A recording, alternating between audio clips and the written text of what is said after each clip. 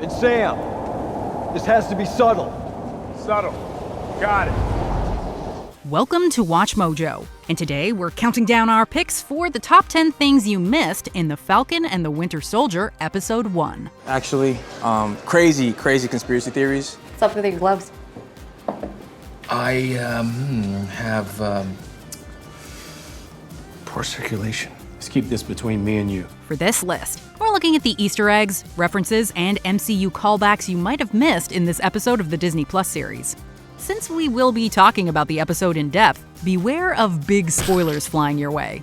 Which of these flew under your radar? Let us know in the comments below. Number 10. Bucky's rewritten history paints him in a bad light. You're a civilian now. With your history, the government needs to know that you're not gonna... The first episode made the best use of the Smithsonian Museum by packing it full of great details. One of the first things we see is Bucky's updated biography. When we see his Smithsonian bio in Captain America: The Winter Soldier, it said he lost his life during the war. Since childhood, Bucky Barnes and Stephen Rogers were inseparable on both schoolyard and battlefield. Barnes is the only Howling Commando to give his life. But the updated display details Bucky's capture by Hydra and subsequent brainwashing. It also explains how his return led to the events of Civil War. Since the public now knows Bucky's a former Hydra agent and a big reason why the Avengers split up, they might not see him too favorably.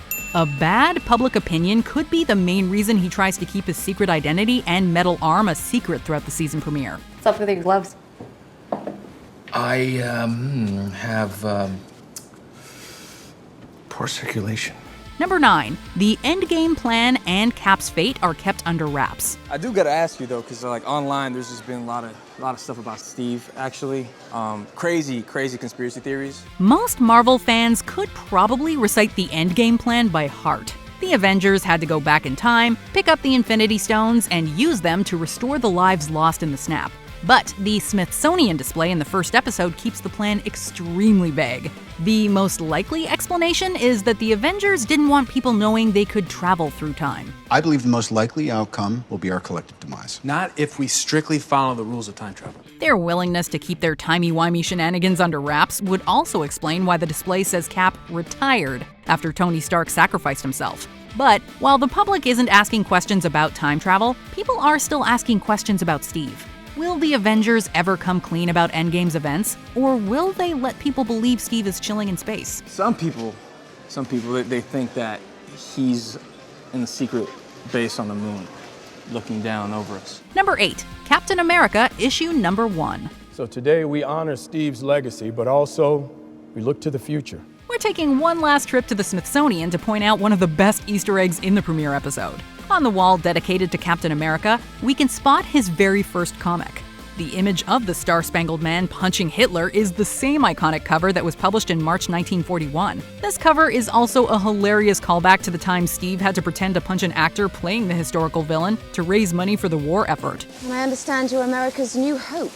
Bond sales take a 10% bump in every state I visit. Including the image in the museum was a great way for the showrunners to pay homage to Steve's MCU and real-life origins. Wait, you know what you're doing? Yeah, I've knocked that Adolf Hitler over 200 times. Number 7. Batroc's on the loose again. Il est comme un poisson, non? Peut-être qu'on l'étripe tout de suite. While Steve was trying to rescue hostages in Captain America: The Winter Soldier, he came face to foot with Batroc. The villain kept the first Avenger at bay with serious kicks and fighting skills. Although Batroc ultimately lost that fight, he found a way to get back to his villainous ways for the Falcon and the Winter Soldier. Keep going, we're close! If we get to the border, he's not gonna follow. He proved himself to be a threat once again by matching Sam in combat and improvising when his kidnapping plan went sideways. But Batroc's insane skills were no match for an Avenger's determination. We gotta fall back! We gotta call it off! We gotta find another way! I just did. Since Falcon didn't swoop in to arrest him, the villain will probably kick up some more trouble in the future. Number 6, where the first flag smasher crime takes place. Call themselves the Flag Smashers. Was that a new thing? Bad guys give themselves bad names? There's a lot worse names than that one. After the trailers teased that the Flag Smasher group was coming, we finally saw what they were capable of in a robbery scene. So I don't know how jurisdiction works here, but I don't have to place you under arrest. Before the enhanced Flag Smasher member knocked out Lieutenant Torres with ease, the audience was treated to a subtle Easter egg. The robbery takes place in Switzerland. In the comics, Karl Morgenthau, the first person to become Flag Smasher, had a father who was a Swiss banker. He started committing violent acts after his dad lost his life in a riot. Setting the robbery scene here is definitely a nod to Flag Smasher's country of origin. Whether the rest of Carl's backstory will be used for the enhanced villain from the first episode, or another character, remains to be seen. So this is the leader of the Flag Smashers, huh? Yeah, real nice guy. Number 5. The sad story behind Bucky's alcohol tolerance. During Bucky's date with Leah, she notices he has no problem throwing back a lot of beer. Drink. Come on, drink. Right, okay. Wow, you really can drink. Yeah, well. This seemingly innocent moment is a sad callback to an earlier MCU scene. After Steve sees Bucky fall from a train, he tries to drink to cope with his grief. But he finds that the super soldier serum makes getting intoxicated virtually impossible. I can't get drunk. Did you know that?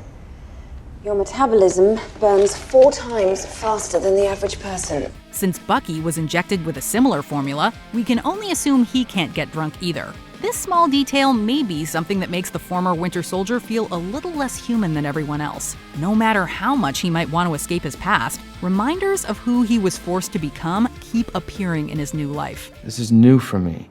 I didn't have a moment to deal with anything, you know? I had a little calm in Wakanda. Number 4. Hidden details in the credits sequence. And Sam, this has to be subtle. Subtle.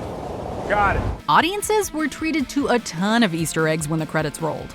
During the sequence, we see lines from the Sokovia Accords introduced during Civil War. We also see some of the words that were used to brainwash the Winter Soldier. Żawoy.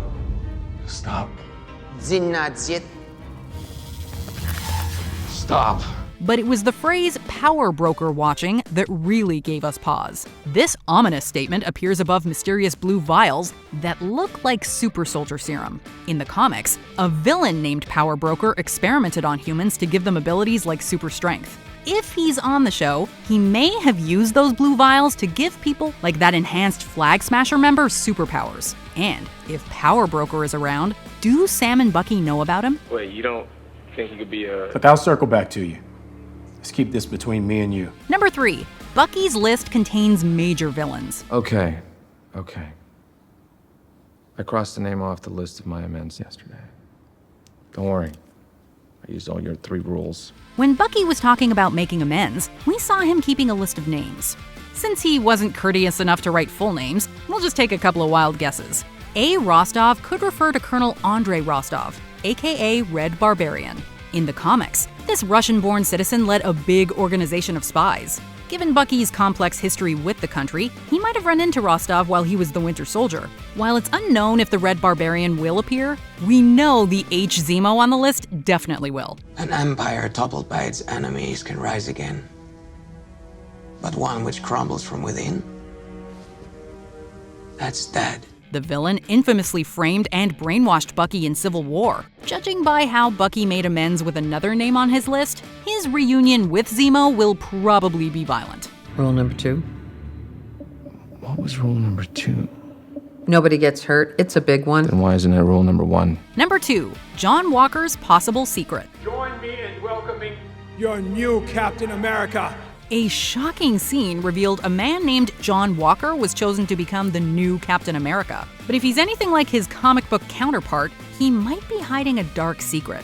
During the episode's credit sequence, Walker's picture is shown with the words "manufactured hero" written over his face. In one version of his origin story, he got superhuman abilities from the Power Broker. Since we know the Power Broker exists in this universe, it is completely possible the new Captain America went to the villain to get powers. Granted, Walker isn't the first enhanced person to get his power from an evil source. But would the other Avengers see him favorably if they knew the new Cap got his abilities from a supervillain? First words I said were, "It feels like it belongs to someone else."